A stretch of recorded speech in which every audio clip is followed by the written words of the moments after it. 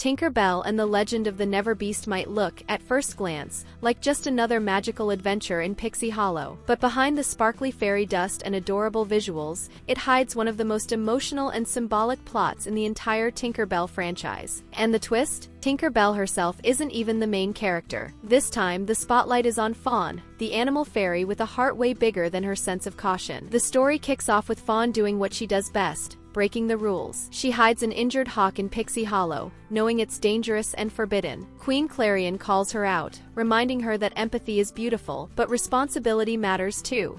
Fawn promises to change, but we all know that's not going to last. While exploring the forest, Fawn hears a strange sound and discovers a massive creature with glowing eyes, sharp teeth, and a pretty terrifying look. This is Gruff, or as the fairies call him, the NeverBeast, and he quickly steals our hearts. Instead of running away, Fawn watches. She sees that he's not attacking anyone. He's building stone towers, completely focused, like he's on some kind of mission. A bond forms quickly. Fawn names him, cares for him, talks to him, and does what no other fairy would dare. She tries to understand. Meanwhile, on the other side of Pixie Hollow, Scout Fairy Nyx is investigating. She uncovers an ancient legend about the NeverBeast, a creature that appears every few centuries when a magical green storm is near. According to the old records, this storm always brings destruction. For Nyx, it's obvious: Gruff is a threat and must be stopped. But Fawn senses there's more to the story.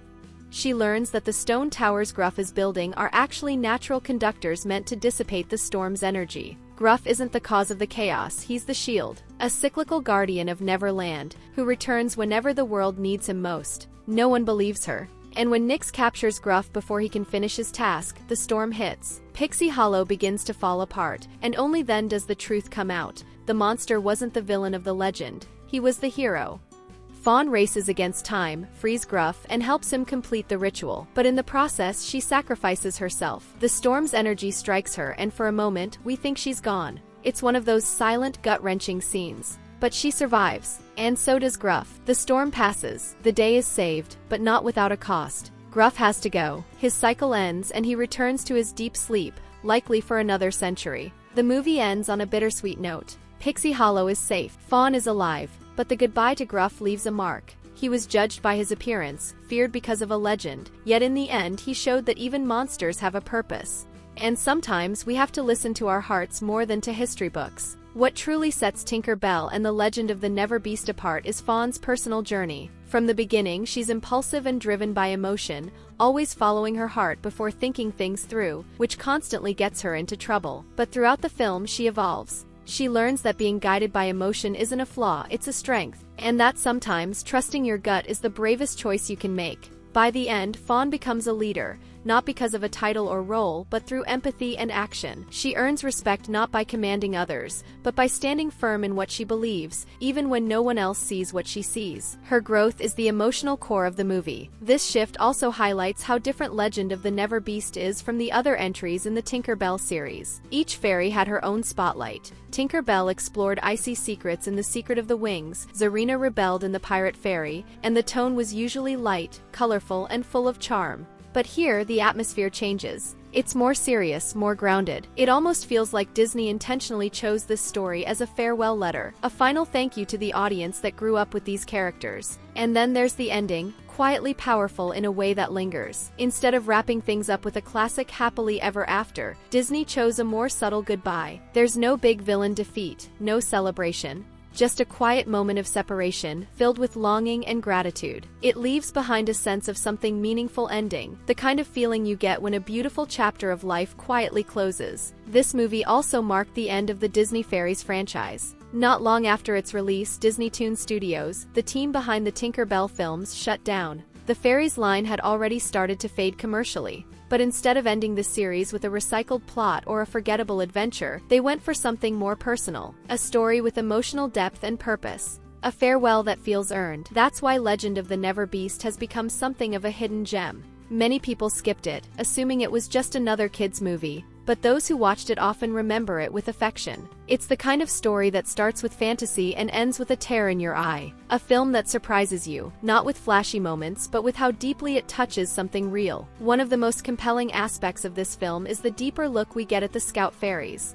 While their existence had been mentioned in earlier movies, this is the first time we truly see their work up close. It's fascinating to explore this more strategic, defense-oriented side of Pixie Hollow, a part of fairy society that usually remains in the background. It does raise a question though, do scout fairies also go through a talent ceremony like the others? Thinking back, there's no clear reference to that during Tinker Bell's introduction to her talent. It's unclear whether that step was skipped intentionally or if the process for scouts is completely separate. It would be interesting to know how their roles are assigned and recognized. And then there's Nyx, a standout character from the moment she appears. She exudes strength, authority, and calm, the kind of presence that instantly makes you feel safe. You get the sense she could handle any threat without hesitation. Visually, her character design is stunning, and her personality is just as striking. What makes her even more interesting is how she interacts with Fawn.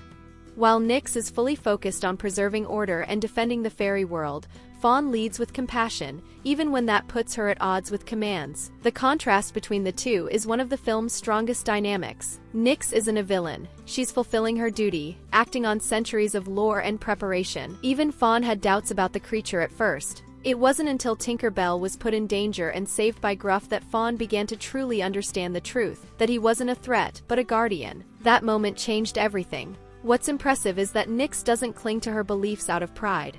She's quick to accept the truth once the evidence is clear. Their disagreement never feels exaggerated or artificial. It's a believable conflict, built on opposing responsibilities rather than personal rivalry. Their tension is rooted in differing views of what protection really means. And that ending, it leaves a quiet sense of emptiness. Gruff disappears once his task is complete, not to return for generations. The film closes on that note, with no fanfare, just the lingering weight of goodbye. Gruff, despite his fearsome appearance, is one of the most endearing characters in the series. His design is both wild and charming, and honestly, he'd make a perfect plush toy. His bond with Fawn is deeply moving. Though he's initially wary, a mutual trust slowly develops.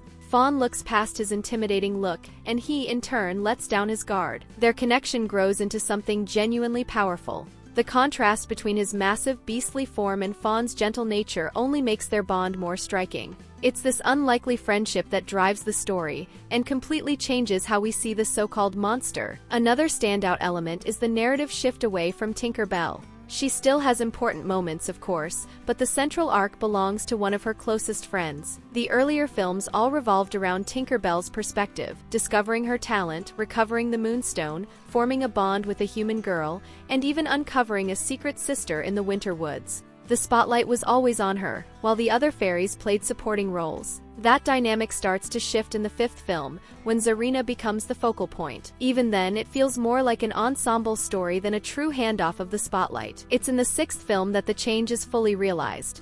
Here, Fawn steps forward as the emotional anchor of the story. Tinker Bell takes a step back, appearing only when needed, and the result is a much richer exploration of the fairy world. The script uses this opportunity to deepen the mythology in meaningful ways. The story is more dramatic, more heartfelt, and while it carries a tone of sorrow, it's beautifully executed. The emotional impact of the film hits hardest in its final moments. Gruff, despite his fearsome appearance, reveals himself to be a gentle, selfless creature. He protects Pixie Hollow without expecting anything in return, not recognition, not gratitude. Even after proving he was never a threat, his role is complete, and the cycle demands that he enter a deep hibernation that will last for centuries. This means he will never see Fawn again. The film closes with that reality, an unavoidable farewell. The characters are visibly shaken, not just by the loss of a friend, but by the weight of knowing he won't be there if danger comes again. The sadness isn't loud or dramatic, it's quiet, lingering, and deeply felt.